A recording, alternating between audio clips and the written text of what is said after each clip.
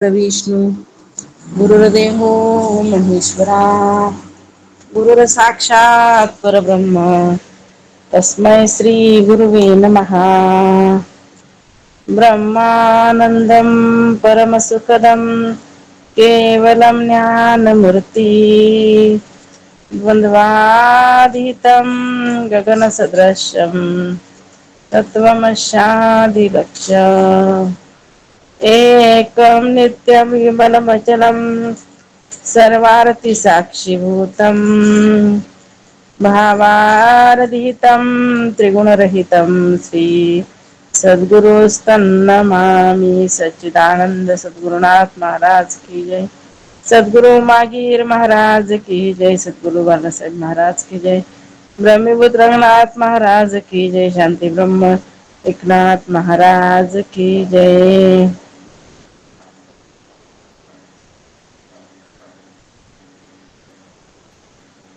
चारचंद्र उदय दर्शन द्वितीय कला प्रारंभ त्यामध्ये पान क्रमांक 7 आणि प्रश्न क्रमांक 33 आपला सुरू आहे म्हणजे पहिलाच प्रश्न आहे. प्रपंच आरोप अपवाद.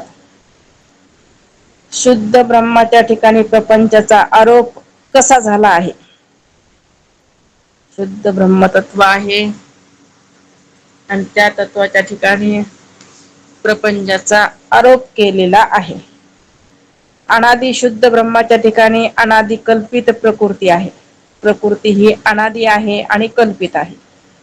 अनादि म्हणजे त्याचा कोणापासूनही काय झाले नाही उत्पत्ती झालेली नाही असे अनादि म्हटले. 6 पदार्थ अनादि आपण काल बघितलंच होतं. म्हणून ही प्रकृती जी आहे ती अनादि आहे आणि परत कल्पित आहे. कल्पित म्हणजे नसलेली म्हणजे खोटी अशी असणारी ही प्रकृती म्हणजे कल्पित भेद सहित वास्तविक अभेद्रूप संबंध इथं आहे. आणि ह्या प्रकृतीला माया अविद्या तमप्रधान प्रकृती असे 3 विभाग करतात. कुणाचे तर ह्या प्रकृतीचे 3 विभाग माया बी अविद्या बी आणि तमप्रधान प्रकृती. आता शुद्ध सत्व गुणयुक्त प्रकृती तिला माया म्हणायचं. शुद्ध सत्व गुणयुक्त प्रकृती तिला काय म्हणायचं माया. क्षत्रिय आता बघा लक्षपूर्वक ऐका. शुद्ध सत्वगुण युक्त कशाला म्हणायचं. शुद्ध सत्वगुण युक्त कशाला म्हणायचं नीट ऐका. पुन्हा डबल डबल तुम्ही काय करता तरी मला हे कळालंच नाही म्हणता त्याच्यामुळे लक्ष द्या. उदाहरण दिलं इथं. क्षत्रिय रज शूद्र तम. क्षत्रिय म्हणजे रज आला गुण रजगुणाला. शूद्र म्हणजे तम गुणाला बरं का. आणि आता ब्राह्मण सत्वगुणाचा. तिघ जण सांगितलेत क्षत्रिय शूद्र आणि ब्राह्मण. उदाहरण द्यायलेत बरं का. क्षत्रिय रजगुण शूद्रतम गुण आणि ब्राह्मण जो आहे तो सत्वगुण. तर बघा क्षत्रिय रज क्षुद्रतम मंत्र्यांनी जो सत्वरूप ब्राह्मण राजा दबत नाही. आता ब्राह्मण जो आहे तो सत्वगुण आहे तो राजा आहे. परत ब्राह्मण कसा आहे राजा आहे सत्वगुणाचा आहे. सत्वगुण आहे ब्राह्मण आहे राज्यपद आहे त्याच्याकडे बरं का. आता हा असा असणारा पुरुष त्याच्याकडे सत्वगुण आहे परत ब्राह्मण जातीचा आणि परत राज्यपदे राजा पण आहे. असा असणारा सत्वगुण ब्राह्मण रूप राजा क्षत्रिय रज आणि शूद्रतम अशा रज आणि तमाने युक्त मंत्री असो किंवा प्रधान असो त्याला दबतो का. कसा दबन दबणार नाही. पण नीट लक्ष द्या. पण रजतमाला तमाचा रजतमालाच दाबणारा जो सत्वगुण तो शुद्ध सत्वगुण आहे. म्हणजे रज आणि तमाला जो दाबणारा त्याला काय म्हटलेलं आहे? शुद्ध सत्वगुण. जो रज आणि तमाला दाबतो त्याला काय म्हटलेलं आहे? शुद्ध सत्वगुण. अर्थात शुद्ध सत्वगुण आहे तो रजतमाचं काही सुद्धा चलू देत नाही. उदाहरण नीट लक्षात घ्या. क्षत्रिय रज, शूद्रतम हा मंत्री आहेत आणि हा जो आहे राजा तो सत्वगुण आहे, ब्राह्मण आहे आणि परत काय आहे? राजा आहे. मग तो त्या क्षत्रिय आणि शूद्र रजतमाच्या मंत्र्यांना दबला जातो का? दबला जात नाही. म्हणून तिथं शुद्धता आलेली आहे.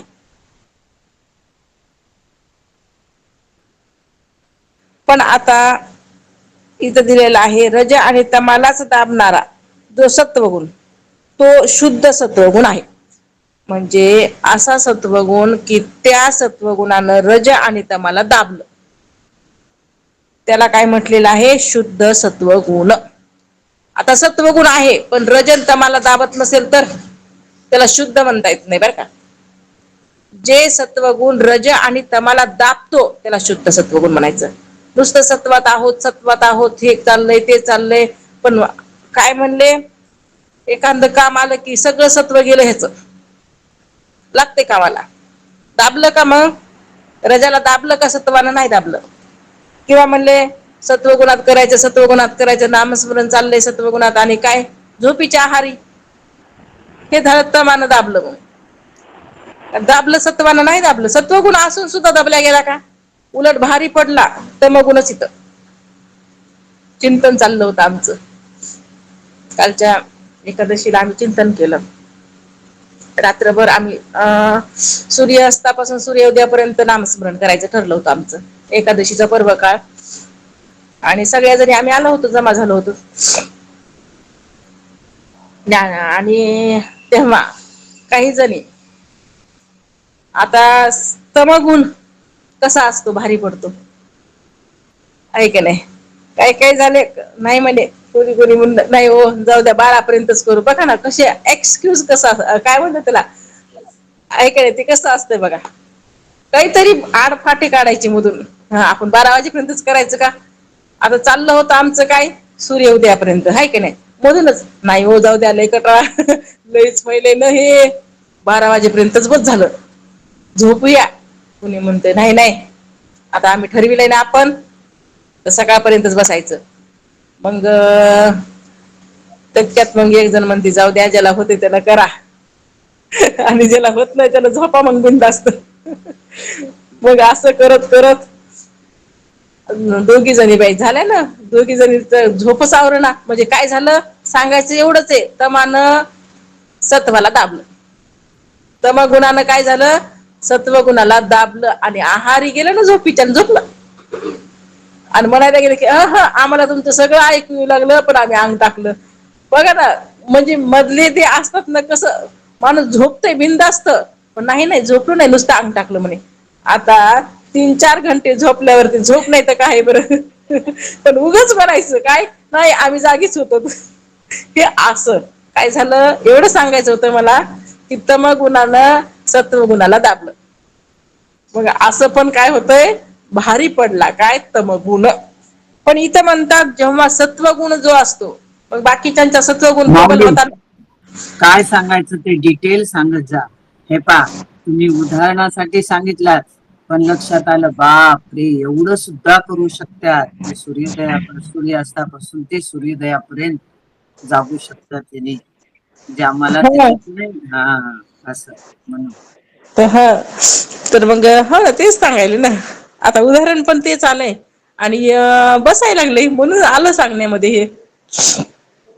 आणि मग काही जणी जागल्या ना मग रात्रभर काय केलं चिंतन झालं. आणि योगायोग आपल्या झुंबर ताई तशा हुशार आहेत. ताई म्हणे आपला दासबोध ग्रंथ बी संपायला येईना झाले. एक तर पान राहिले. आता समाप्ती पण करून टाकू. म्हणजे सगळं काय झाला ते मेळच जमला. मग आम्ही काय केलं लगेच मग त्यांना मग म्हणल्या त्यांना सुचवलं ठीक आहे म्हणलं काय हरकत नाही. माझ्या तर लक्षात नव्हतं पण त्यांना सुचवलं झुंबर ताईंना. मग आम्ही लगेच दासबोधाची पण तिथे काय केली मग सकाळी पाठ 5:15 सुरू केला आणि मग दासबोधाची काय आम्हाला केली बोलावलं नाही मग.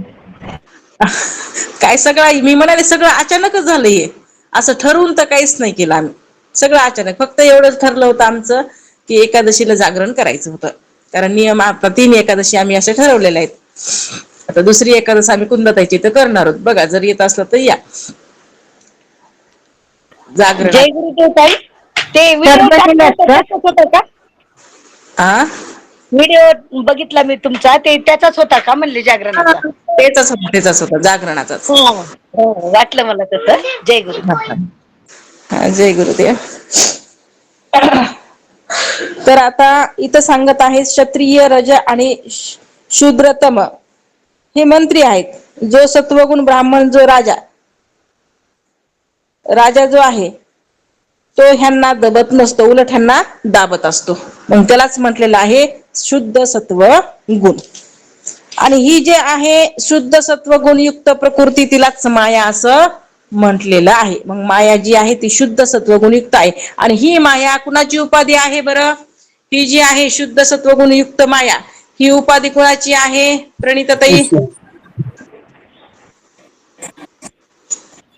सुमनताई? ब्रह्माचे. ललिताताई? ईश्वराची आहे. हा ईश्वराची म्हणावं लागेल, ब्रह्माची नाही. ब्रह्माला ईश्वराची उपाधी का? लागली म्हणून ईश्वर नाव आलं. बरोबर.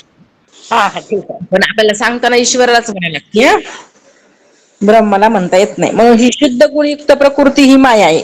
बरं ताई, लक्षात ठेवते बरं. हा चालते, काय नाही. उगा आपल्याला कसं असतं हे कळावं म्हणून सांगायचं असतं बरं का. जी नाही का मलिन ताई, म्हणजे जे योग्य आहे तेच लक्षात ठेवा ना. हा, जी मलिन सत्व गुणयुक्त ती अविद्या. आता मलिन सत्व गुणयुक्त तिला म्हणायचं अविद्या. आता इथं मलिन सत्व गुण आहे. आता हे कसं आहे हे पण समजून घ्यायचंय बरं का.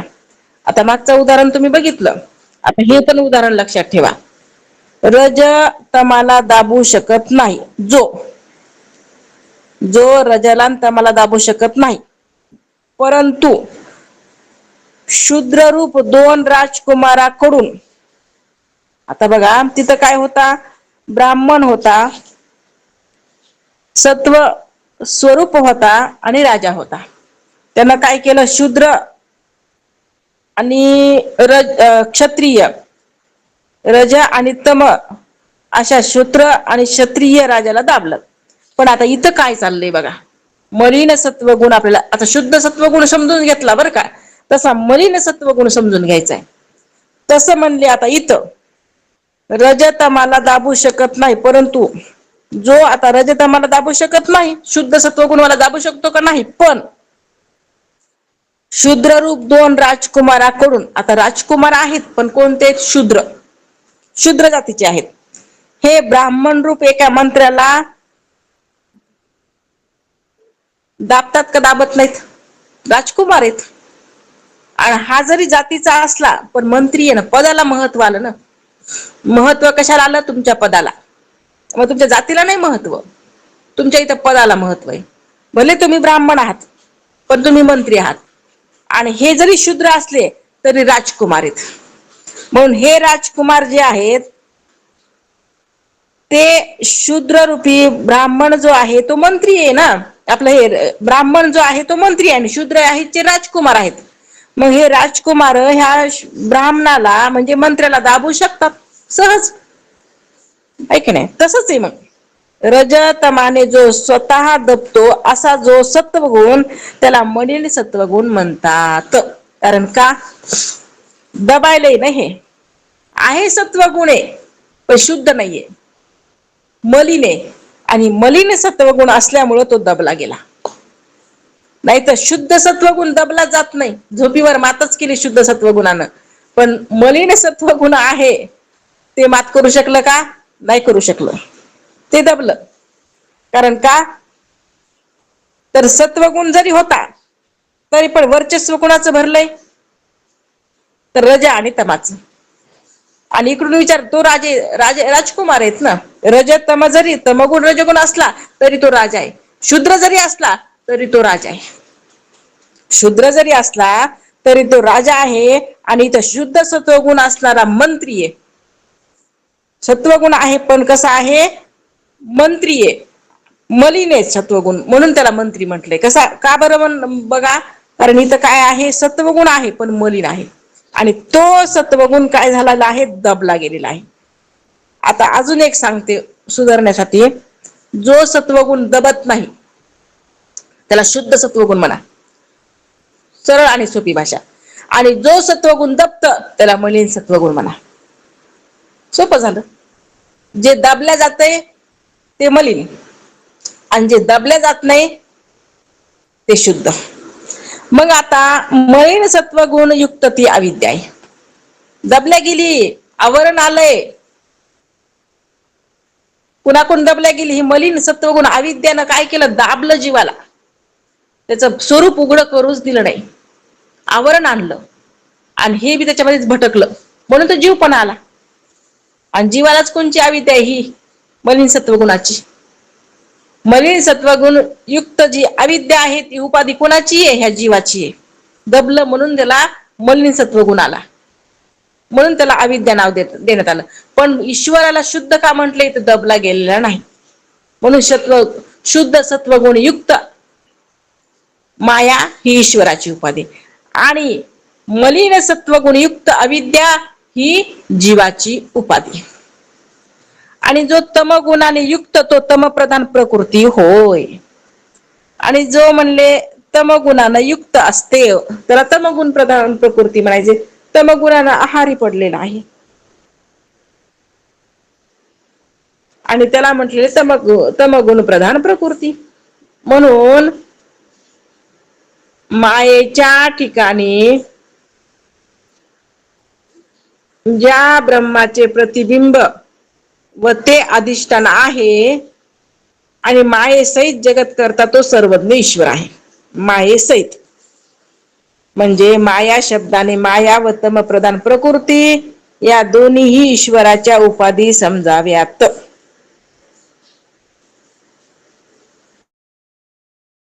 माया उपाधी सहित ईश्वर कुलाल न्यायाने जगाचे निमित्त कारण आहे. निमित्त कारण कोण सांगितलंय, माया उपाधी सहित ईश्वर, तो कोण आहे, तर जगाचं इथं निमित्त कारण म्हणून सांगितलेलं आहे. कुणासारखं, कुंभारासारखं. कसं काय, जो कुंभार आहे त्यानं काय केला, घट तयार केलेला आहे. आता कुंभारानं घट तयार केलेला आहे. आता तो घट एखाद्या वेळेस घट राहतो, पण घट उत्पन्न करणारा कुंभार राहतो का, नाही ना, म्हणून त्याला निमित्त कारण असं ठरवलेलं आहे. तसं ही ईश्वर सुद्धा कुलालासारखं काय करतो म्हणले, जगताची उत्पत्ती. आता उत्पत्ती जरी जगाची केली ईश्वरानं, तरी पण त्या ईश्वराचा आणि ह्या जगाचा अर्थात ते काय नाही संबंध. कारण का, निमित्त कारण सांगितले. उत्पन्न करतो पण मी उत्पन्न केलंय असं कधीच म्हणत नाही. सगळ्या सृष्टीचं उत्पत्ती ईश्वराने केली, पण मी उत्पन्न केली असा अहंकार तो कधीच घेत नाही. म्हणून त्याला निमित्त कारण कोण सांगितलं, ईश्वर.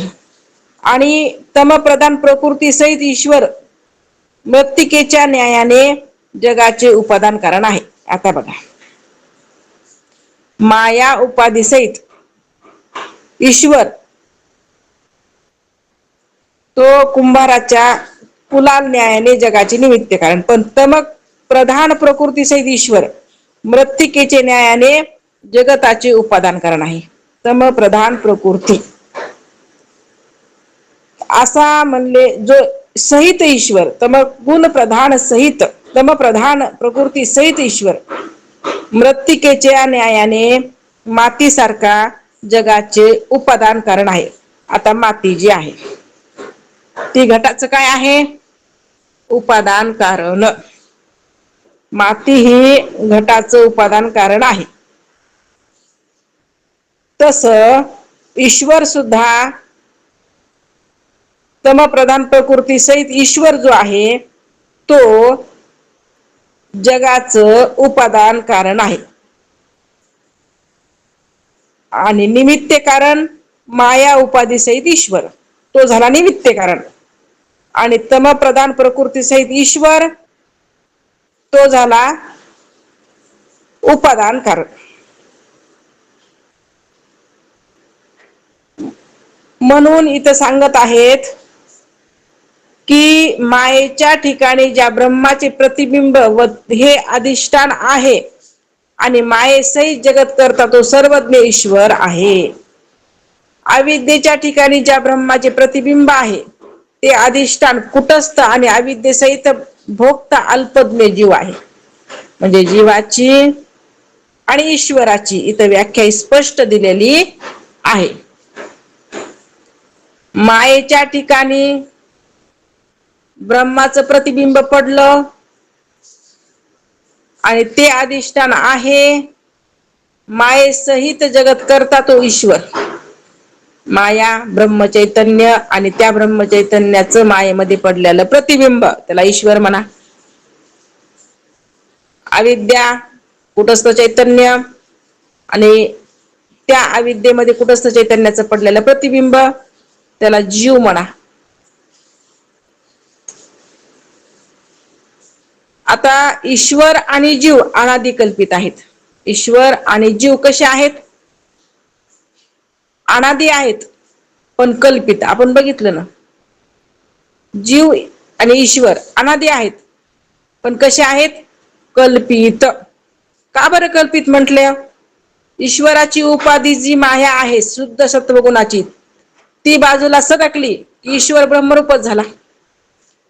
आणि जीव जो आहे त्याची उपाधी अविद्या तिची निवृत्ती झाली की जीव ब्रह्मरूपच झाला.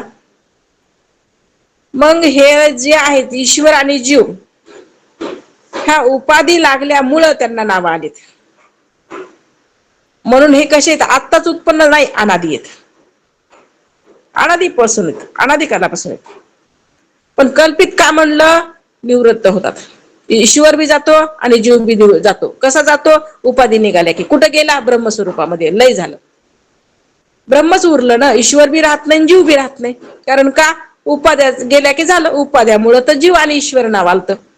उपाध्याचा निराश झाल्यावर जीव बी राहिला नाही, ईश्वर बी राहिला नाही. कुठं गेलं ते चैतन्य?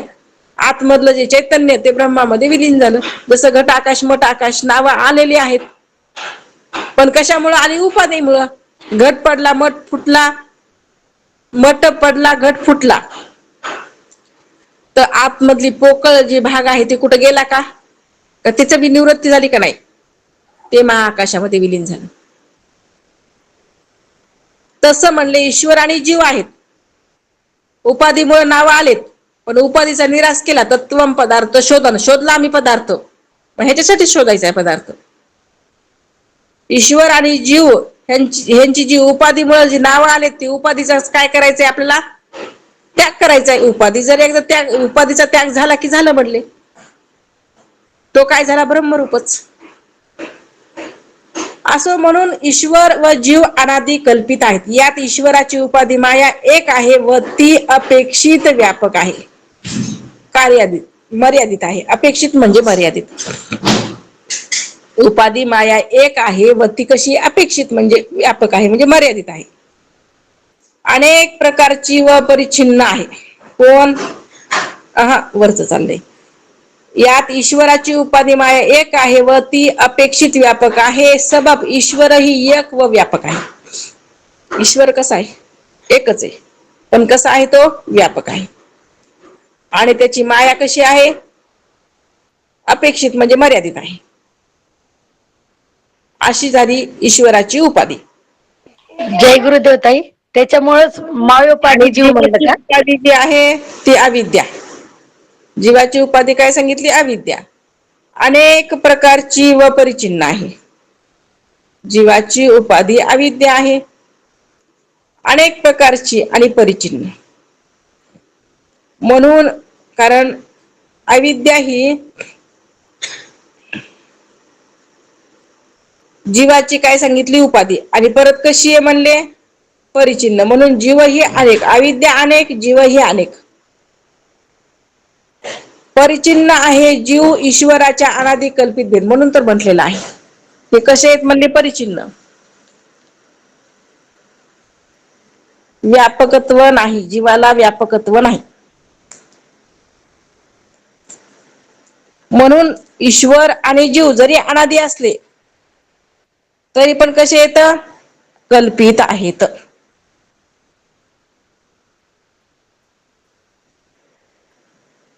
आणि सृष्टीपूर्वी जीवाची उपाधी अविद्या जीवाच्या कर्मासहित मायेच्या ठिकाणी लीन होऊन राहते.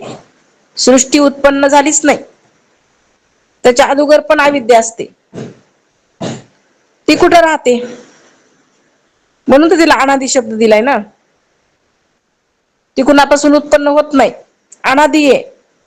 ती कुठे राहते ती अविद्या? सृष्टीची उत्पत्ती होण्याच्या अगोदर जीवाच्या कर्मामध्ये. जीवाचे कर्म जे आहेत त्या कर्मामध्ये आणि ते कर्म त्या मायेच्या ठिकाणी लीन होतात. आहे ना माया, आणि त्या मायेमध्येच काय झाले, जीवाचे सगळे कर्म लय. म्हणून तर हे कर्म जेव्हा फल द्यायला प्रवृत्त होतात ना, तेव्हा त्या कर्मामुळेच अजून ईश्वराला नवीन सृष्टी उत्पन्न करावी लागते. त्या जीवाचे फल भोगायला आले, जीव जो आहे त्याचे कर्म जे आहे त्या कर्माचं फल त्याला द्यावं लागतं. म्हणून आता अविद्या जीवाच्या सृष्टीच्या पूर्वी जीवाची उपाधी अविद्या जीवाच्या कर्मासहित मायेच्या ठिकाणी लीन होऊन राहते. आणि ती माया सुषुप्तीत अविद्येप्रमाणे ब्रह्माहून भिन्न प्रतीत होत नाही. आता ही जी माया आहे ती सुषुप्तीमध्ये अविद्येप्रमाणे ब्रह्माहून भिन्न प्रतीत होत नाही म्हणून सांगितले. अविद्या जी आहे ब्रह्माहून भिन्न प्रतीत होते, पण माया जी आहे ती ब्रह्माहून भिन्न प्रतीत होत नाही. कुठं? सुषुप्ती अवस्थेमध्ये. जसं सुषुप्तीमध्ये अविद्याप्रमाणे ब्रह्माहून भिन्न प्रतीत होत नाही. कोण? ही माया.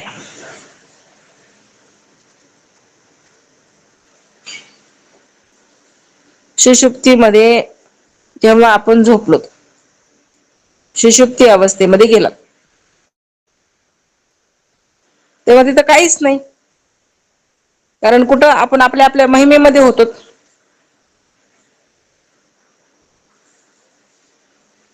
पण तेव्हा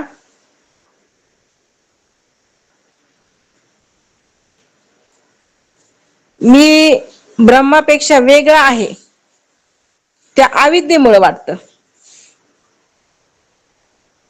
म्हणून इथं म्हणतात माया जी आहे सुषुप्तीत अविद्येप्रमाणे ब्रह्माहून भिन्न प्रतीतीला होत नाही. तिथं वाटायले पण इथं होत नाही.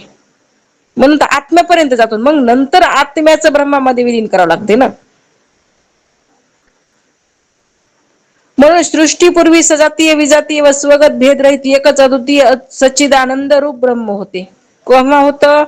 सृष्टीची उत्पत्ती होण्याच्या अगोदर. सृष्टीपूर्वी सजातीय विजातीय स्वगत भेदरहित कोणताच भेद नव्हता.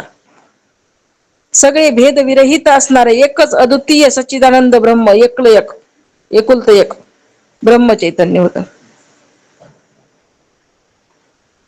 पण सृष्टीच्या आरंभी जेव्हा सृष्टीची उत्पत्ती करायची तेव्हा जीवाचे कर्म परिपक्व झाल्यामुळं काय झालं? फल द्यायला परिपक्व झाले ना. काय? जीवाचे कर्म. हे जीव जो आहे त्याचे कर्म फल द्यायला प्रवृत्त झाले, तेव्हा मी एक आहे व तो बहुरूप होईल अशी सोपाधिक ब्रह्मास इच्छा झाली.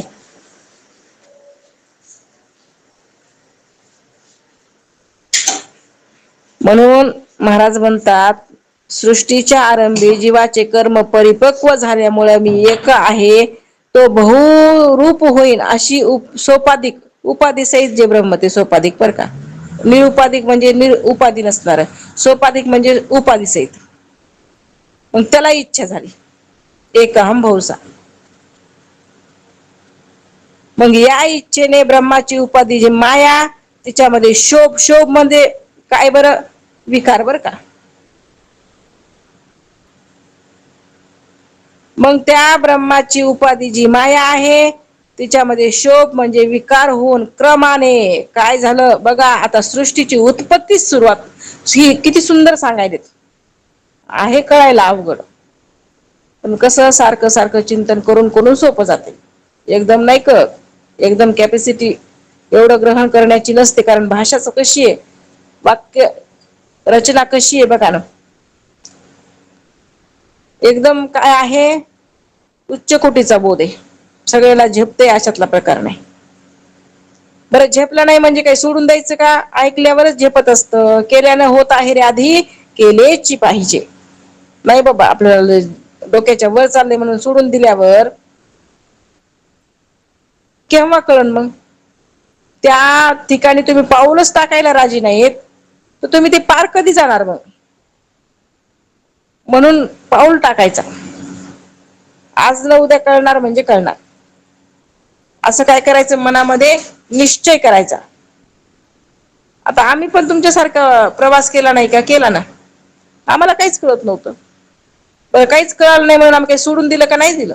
तुम्हाला मी नेहमी सांगते, महाराज मला म्हणत होते, अरे विचारसागर ग्रंथ मला कळतच नव्हता. महाराजांना म्हणायचं महाराजांना आले तरी आम्ही विचारसागर ग्रंथ लागला की आम्ही निघून जायचं. का जातात म्हणे तुम्ही? ऐकायचे काही अडचण नाही महाराज, अडचण काही नाही. मग महाराज काहीच कळलं नाही ते ग्रंथ. गुंतीच मी नाही ग्रंथामध्ये. महाराज म्हणते आता एकटीच नव्हती, 2-4 जणी होतो आम्ही. एकाला एक लय माणूस निघतोय लगेच, है की नाही. मग आम्ही निघत होतो ना. 2 दिवस महाराजांना बघितलं आमच्याकडे. एक दिवस मस्त धुतलं आम्हाला. काय गरज आहे म्हणे, घरी काही काम आहेत का? कशाला चाललात घरी? महाराज आम्हाला काहीच ग्रंथ कळलं नाही, डोक्यातच शिर नाही. तरी पण नाही तर नाही डोक्यात शिरलं तरी इथं बसा. महाराज डोकं दुखू द्या, दुखलं तर दुखू द्या, झोप आली तर झोपा, काय करायचं पण इथून हालायचं नाही. लयच आमचे महाराज म्हणजे लयच होते बाई खरंच. मग आता असं म्हणल्यावर आम्हाला काहीच करता नाही. महाराजांच्या पुढं कोणाची बोलायची हिंमतच नाही ना. मग बसलोत आम्ही तिथंच. बसलोत मग आता हळूहळू समजा 3 वर्ष तर काहीच ग्रंथाला आम्हाला 3 वर्ष ऐकलं विचारसागर. खोटं बोलत नाही बरं का. काहीच कळत नव्हतं. काहीच कळत नव्हतं खालचं वर काही. चौथा पर्यंत फक्त एवढी जिज्ञासा होती पाठ करण्याची. पहिल्यापासून लय आवड पाठ करायचं. व्याख्या पाठ करणं. ते मग ते मध्ये मध्ये आले ना ते प्रश्न विचारले की मग सांगायचं मी. कारण पाठ केलेलं असतं. कळलं नाही तरी पण पाठ करायचं. मग ते सांगायचा उल्हास.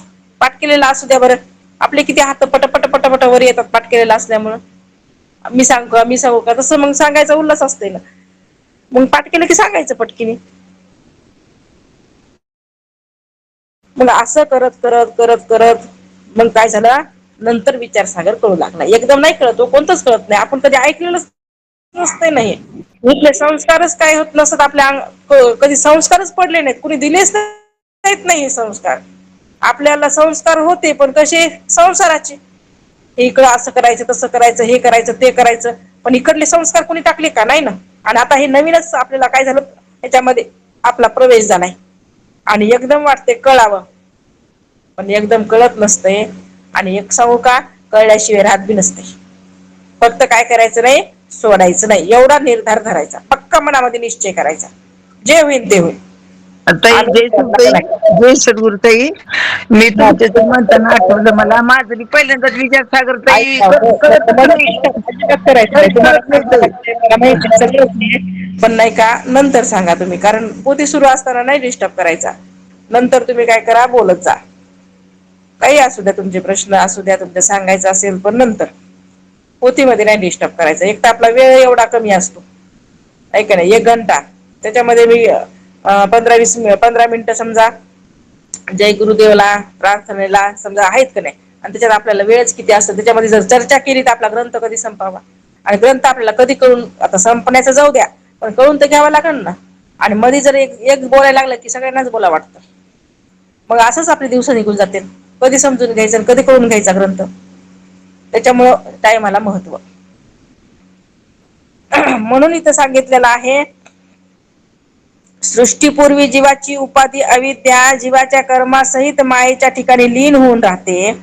ही माया सुषुप्तीत अविद्येप्रमाणे ब्रह्माहून भिन्न प्रतीत होत नाही. म्हणून सृष्टीपूर्वी सजातीय विजातीय व स्वगत भेदरहित एकच अद्वितीय सच्चिदानंद रूप ब्रह्म होते. एकच ब्रह्म सृष्टीच्या अगोदर म्हणजे एकच ब्रह्म राहणार. सृष्टीचा प्रलय काल होतो सगळं सगळं, पण शेवटी काय आहे राहणार काय फक्त एक ब्रह्म चैतन्य. मग सृष्टीच्या आरंभी जीवाचं कर्म जेव्हा परिपक्व झालं का, एक मी एक आहे आणि बहु रूप होईल अशी सोपाधिक ब्रह्माला इच्छा झाली. बघा तुम्ही ब्रह्म आहात का नाही. मग त्या ब्रह्मापासून तर सगळं उत्पन्न झाले. एक अहम बहुसा, एकाचे अनेक व्हावा अशी इच्छा झाली. आणि या इच्छेनं ब्रह्माची उपाधी जी माया तिच्यामध्ये शोभ म्हणजे विकार झाला. आणि मग क्रमाने आकाश वायू तेज जल आणि पृथ्वी ही पंचमहाभूत उत्पन्न झाली. केव्हा उत्पन्न झाली तर त्या मायेमध्ये विकार झाला, शोभ उत्पन्न झाला, विकार झाला. आणि मग त्या मायेपासून आकाश तत्व वायू तेज जल आणि पृथ्वी पंचमहाभूताची उत्पत्ती झाली. आणि मग याच पंचीकरण झालं नव्हतं तेव्हा ती कशी होती, अपंचीकृत होती. कोण ही पंचमहाभूत, जेव्हा त्यांचं पंचीकरण झालं नाही तेव्हा ती कशी झाली, अपंचीकृत. आणि यापासून समष्टी वेष्टी रूप सूक्ष्म सृष्टी होऊन आता ह्या अपंचीकृत भूतापासून समष्टी वेष्टी रूप सूक्ष्म सृष्टी उत्पन्न झाली. समष्टी आणि वेष्टी रूप सूक्ष्म सृष्टी अपंचीकृत भूतापासून. आणि मागाहून ईश्वराच्या इच्छेनं मग काय झालं, पंचीकरण. तेव्हा भूते पंचीकृत झाली आणि याच्यापासून समष्टी वेष्टी रूप स्थूल सृष्टी उत्पन्न झाली. पंचमहाभूतापासून पंचीकृत पंचमहाभूतापासून अपंचीकृत पंचमहाभूतापासून समष्टी वेष्टी आणि पंचीकृत जे पंचीकरण झालेलं आहे त्याला पंचीकृत म्हणायचं. आणि ज्याचं पंचीकरण झालं नाही त्याला अपंचीकृत म्हणायचं. आता जी पंचीकृत झालेली आहेत त्यांच्यापासून समष्टी वेष्टी रूप स्थूल सृष्टी झाली. समष्टी वेष्टी कशाला म्हणायचं, पहिल्या जेव्हा पाठ झाला ना आपण तेव्हा ह्याचं विश्लेषण मी केले. मग आता महाराज सांगतात की समष्टी आणि वेष्टी सूक्ष्म सृष्टी अपंचीकृत पंचमहाभूतापासून आणि समष्टी वेष्टी रूप स्थूल सृष्टी पंचीकृत पंचमहाभूतापासून झालेली आहे. यात समष्टी स्थूल सूक्ष्म कारण प्रपंचाचा अभिमानी जीव. महाराज म्हणतात समष्टी स्थूल सूक्ष्म कारण प्रपंचाचा अभिमानी कोण, जीव दृष्टीने ईश्वर. समष्टी स्थूल सूक्ष्म कारण प्रपंचाचा अभिमानी जीव दृष्टीने ईश्वर आहे. यात ईश्वर सर्वज्ञ असल्यामुळे नित्य जीवनमुक्त आहे. समष्टी हे दिसणारे पूर्ण स्थूल सृष्टी आणि पुन्हा सूक्ष्म सृष्टी. सूक्ष्म सृष्टी कोणती ताई? आणि प्रपंचाचा जो अभिमानी जीव सृष्टीने ईश्वर आहे. यात ईश्वर सर्वज्ञ असल्यामुळे नित्य जीवनमुक्त आहे. ईश्वर कसा आहे, नित्य जीवनमुक्त. आणि जीव कसा आहे, अल्पज्ञ म्हणजे बद्ध.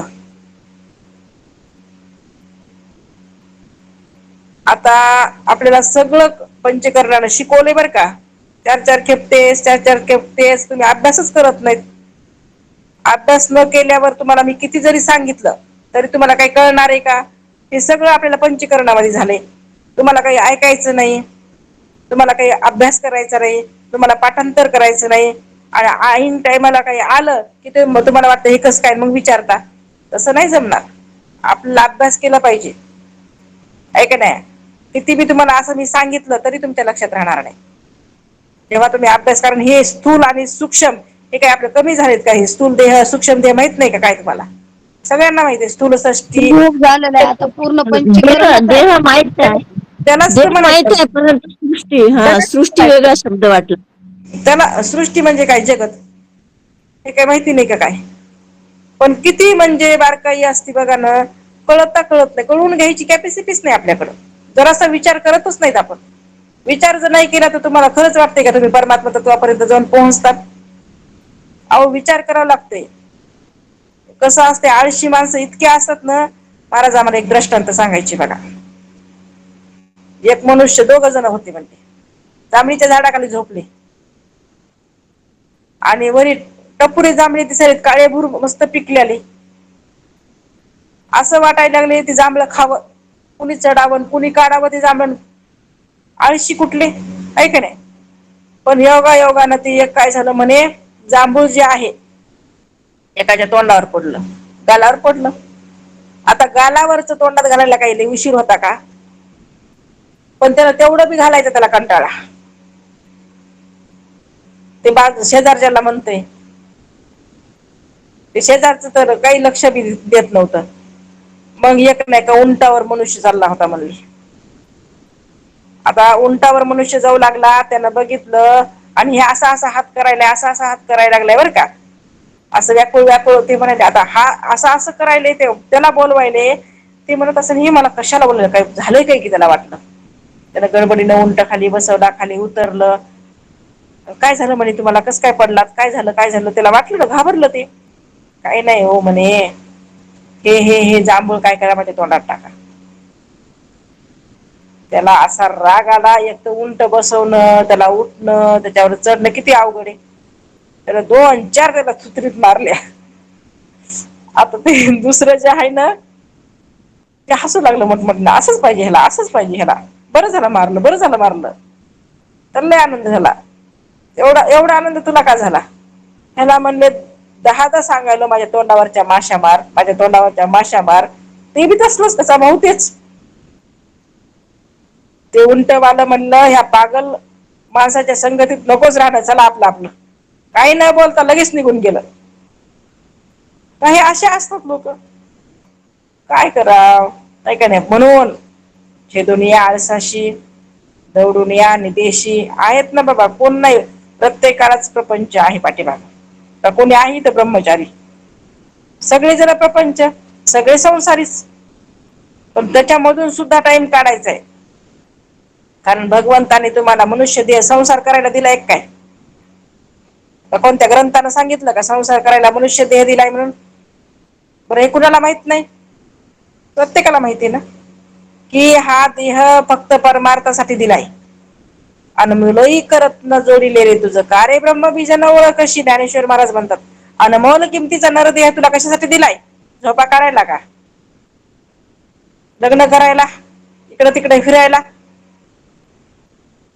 याच्यासाठी नाही दिला. हे नाही म्हणे, हाय ना आता जन्म तर करून घ्या ना सगळं. येड्या कुत्राच्या काय करून घ्या ना, आलाय तसा घरी जाईल यमाच्या तडाक्यामध्ये. भटकन ती लागन पाठीमागं 84 लक्ष योनीची. आता सुधरून घे ना. आपुली आपण करा सोडवण, संसार बंधन तोडी वेगी. आपल्याला सुटका करायची युक्तीनं परयुक्तीनं. नाही कळलं तर करा मग रात्रभर जप. कशासाठी करावं लागतंय नामस्मरण? कळ नाही ना, समज नाही ना, आळस सोडा, झाडा. आणि सूर्य अस्तापासून सूर्य उदयापर्यंत जप करा. कसं कळत नाही बघा? पाहिजे ना तपश्चर्या, आयत पाहिजे सगळं. कसं भेटल? बुद्धीची सूक्ष्मता वाढवण्याकरता त्या भगवंताचं चिंतन लागतंय. त्याला वाटतं आम्ही ब्रह्मज्ञान आम्हाला भेटायला लागले, आम्ही लई आता पुण्य, आम्ही काय झालो आता, आम्ही सगळं पार केलं. नाही रे बाबा, पुण्याची गाठ लागते मागं. नुसतं ब्रह्मज्ञानामध्ये एंट्री झाली, ज्या दिवशी सद्गुरू भेटला त्या दिवशी सगळं पुण्य क्षीण झालं तुमचं, संपलं पुण्य. आता पुढचं पुण्य कळण्यासाठी पुण्य लागतं, बांधण्यासाठी पुण्य लागतं. ते पुण्य प्राप्त करून घेण्यासाठी चिंतन करावं लागेल का नाही? त्याच्यासाठी नामस्मरण करा, भगवंताचं चिंतन करा. कारण हे बी कळणं काही सोपं आहे काय? एक एक गोष्ट लक्षात राहत नाही आपल्या, म्हणून वाढवावं लागतंय चिंतन बरं का. सगळ्यांचाच फायदा आहे. असं म्हणून इथं सांगितलेलं आहे की यात समष्टी स्थूल सूक्ष्म कारण प्रपंचाचा अभिमानी जीव दृष्टीने ईश्वर आणि ईश्वर सर्वज्ञ असल्यामुळं नित्य जीवन मुक्त आहे व जीव अल्पज्ञ असल्यामुळं बद्ध आहे. जीव कसा आहे? अल्पज्ञ, म्हणून बद्ध. कारण का? जीवाला काही कशाचं ज्ञान आहे का? काही कशाचंच ज्ञान नाही. फक्त त्याला दृष्टी उत्पन्न कशी झाली निर्माण करणं, त्याच्यामध्ये चिंता करत बसणं, एवढं ज्ञान आहे जीवाला. म्हणून तर बद्ध. मुक्तच आहे पण बद्धता का आली? लावून घेतलं माग. अविद्येचं घरानं, अविद्या जी आहे त्या अविद्येमुळे तर जीव झालाच झाला, पण त्या जीवानं काय केलं? त्या अंतकरण, त्या अविद्या जी आहे त्याला आपलंस केलंय. त्याच्यामध्ये पडलंय ना आता सूर्याचं प्रतिबिंब, छोटस डबकं होतं त्याच्यात पडलंय. त्या प्रतिबिंबानं मी डबक्याचा म्हणावं का त्या सूर्याचा म्हणावं? सूर्याचं म्हणाव ना. ते प्रतिबिंब त्या डबक्याचं म्हणायला लागले, म्हणून म्हणले बद्धता आली त्या प्रतिबिंबाला. म्हणजे ह्या जीवाला काय झाली? बद्धता ह्या गोष्टीमुळे आलेली आहे. बरं, आता प्रत्येकाचीच बुद्धी अशी असते बरं का, कोणाचीच बुद्धी तेज नसते, पण करावी लागते. हे दृष्टांत द्यायचे महाराज. पहिले ते डबकं काय आणि ते सूर्याचं प्रतिबिंब काय, काही कळायचं नाही. काय महाराज कशामुळे हा दृष्टांत देत असतील हे बी समजत नव्हतं. बघा, तुमच्यापेक्षा बुद्धी कशी होती? बद्ध. तुम्हाला तरी कळते पटपट. कस काय, कशामुळे दृष्टांत दिला असेल महाराजांना, पण विचार करायचा. मग अरे अरे अरे काय आपली बुद्धी जड आहे, ऐका नाही, आपल्याला एवढासा दृष्टांत कळत नाही. आणि मग कुठं हळूहळू हळू कळायला लागलं. असंच असते प्रत्येकाचं, एकदम नाही कळत, पण हळूहळू कळल्याशिवाय राहत नसते. म्हणून हा जो जीव आहे तो काय झालेला आहे? अल्पज्ञ आहे, म्हणून बद्ध आहे. याप्रमाणे शुद्ध ब्रह्माच्या ठिकाणी प्रपंचाचा काय झालेला आहे? आरोप झाला आहे. ब्रह्मचैतन्य, पण त्या ब्रह्मचैतन्यापासून जीव झाला, ईश्वर झाला. आणि ईश्वर जीव होऊन परत ही सृष्टीची उत्पत्ती कशी झाली ती सांगितली. आरंभ कसा झाला? कारण त्याच जीवाचे जे कर्म आहेत ते परिपक्व झाले, आणि परिपक्व झाल्यामुळे एकहम बहुसा अशी त्याला इच्छा झाली, कुणाला? सोपानिक ब्रह्माला. आणि त्याच्यापासून हे पंचमहाभूताची उत्पत्ती झाली, स्थूल सूक्ष्म सृष्टी उत्पन्न झाली, आणि पुढं त्यालाच ईश्वर आणि जीव नाव आलं. कुणाला? त्या ब्रह्मालाच. कशामुळं? उपाधीमुळं. आणि अशा रीतीनं हा प्रपंचाचा आरोप केला गेलेला आहे. हा पहिला प्रश्न होता बरं का. म्हणजे विचारचंद्र उदयाची जी दुसरी कला, त्याचा हा पहिला प्रश्न आपण काय केला इथं बघितलेला आहे. आता दुसरा प्रश्न आहे, हा आरोप सत्य आहे का मिथ्या? आरोप केला आहे म्हणून सत्य का मिथ्या? आता त्याच्यात बघा ना, एखादा जर आरोप लागला ते सत्य आहे का मिथ्या आहे कळतंय का लवकर? त्याचा बी निवाडा करावा लागतो का नाही? कोर्ट कचेरी काय काय असती भानगड माग, सत्य मिथ्यामुळेच ना. तसं आता हे आरोप केलाय बाबा प्रपंचाचा, मग सत्य का मिथ्या आरोप केलेला? तर ह्याची उलगडा उद्याच्याला करू. अवधूत चिंतन श्री गुरुदेव दत्त सच्चिदानंद सद्गुरुनाथ महाराज की जय. सद्गुरु मागीर महाराज की जय. सद्गुरु बालासाहेब महाराज की जय. ब्रह्मपुत्र रंगनाथ महाराज की जय. शांती ब्रह्म एकनाथ महाराज की जय. जय गुरुदेव. रामकृष्ण हरी सर्वांना. जय गुरुदेव ताई.